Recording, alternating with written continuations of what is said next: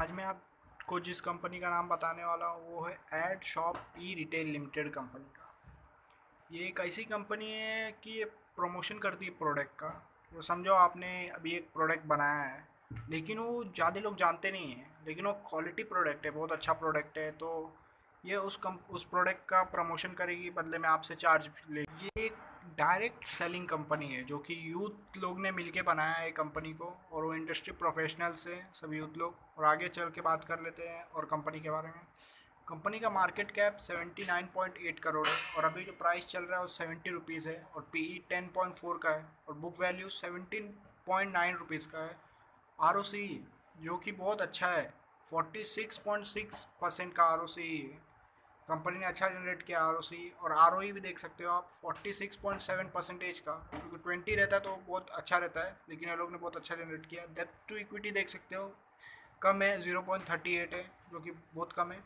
और profit after tax देख सकते हो 7.68 करोड़ इस साल कंपनी ने कमाया, और EPS earning per share 6.78 rupees का है।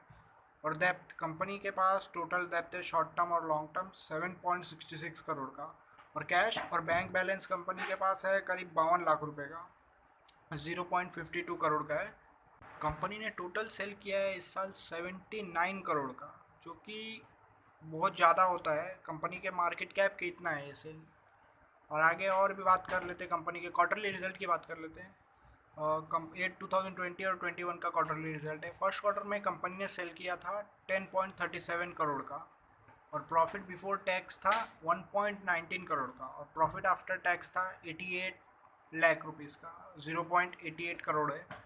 और अर्निंग पर शेयर 0.78 रुपीज़ का था फर्स्ट क्वार्टर में। और सेकेंड क्वार्टर में कंपनी ने सेल किया 15.39 करोड़ का, और प्रॉफिट बिफोर टैक्स था 1.68 करोड़, और प्रॉफिट आफ्टर टैक्स 1.24 करोड़।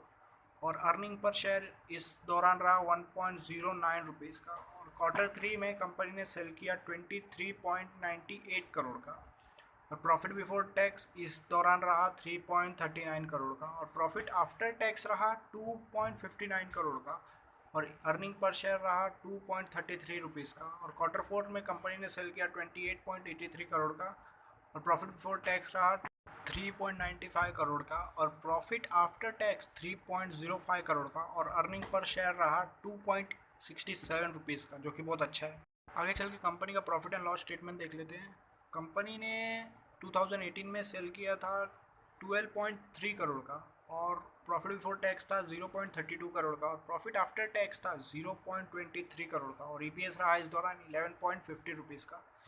और 2019 में कंपनी ने सेल किया 22.45 करोड़ का, और प्रॉफिट बिफोर टैक्स रहा इस दौरान 1.18 करोड़ का, और प्रॉफिट आफ्टर टैक्स रहा 0.87 करोड़ का, और अर्निंग पर शेयर रहा इस दौरान 0.77 रुपीज़ का। और 2020 में कंपनी ने सेल किया था 37.14 करोड़ का, और प्रॉफिट बिफोर टैक्स था 1.71 करोड़, और प्रॉफिट आफ्टर टैक्स था 1.20 करोड़, और कंपनी का ईपीएस 1.06 रुपीज़ था 2020 में। और 21 में कंपनी ने सेल किया 78.57 करोड़ का, प्रॉफिट बिफोर टैक्स था 10.21 करोड़, और प्रॉफिट आफ्टर टैक्स था 7.68 करोड़, और ईपीएस रहा इस दौरान 6.78 रुपीज़ का, जो कि बहुत अच्छा। अब आगे प्रॉस देख लेते कंपनी का।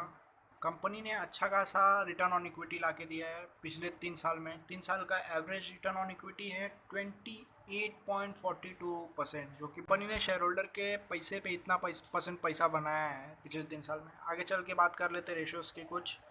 कंपाउंडेड सेल्स ग्रोथ रेशो देख सकते हो, 10 ईयर का तो नहीं है हमारे पास, 5 ईयर का है, 110% बढ़ गया है, और पिछले 3 साल में 87% बढ़ा, और इस साल 112% बढ़ा।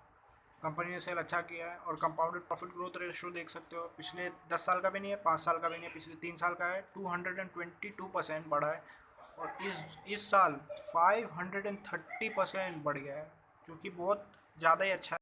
कंपनी का stock price compounded annual growth rate देख सकते हो, 10 ईयर का नहीं है, 5 ईयर का नहीं है, 3 ईयर का नहीं है, और पिछले 1 साल में कंपनी ने 251% का रिटर्न ला के दिया। और रिटर्न ऑन इक्विटी देख सकते हो, 10 ईयर का नहीं है, पिछले 5 साल में 29% का एवरेज रिटर्न ऑन इक्विटी था, और पिछले 3 साल में 28% का था, और पिछले ही साल लगभग 47% का रिटर्न ऑन इक्विटी ला के दिया है कंपनी ने।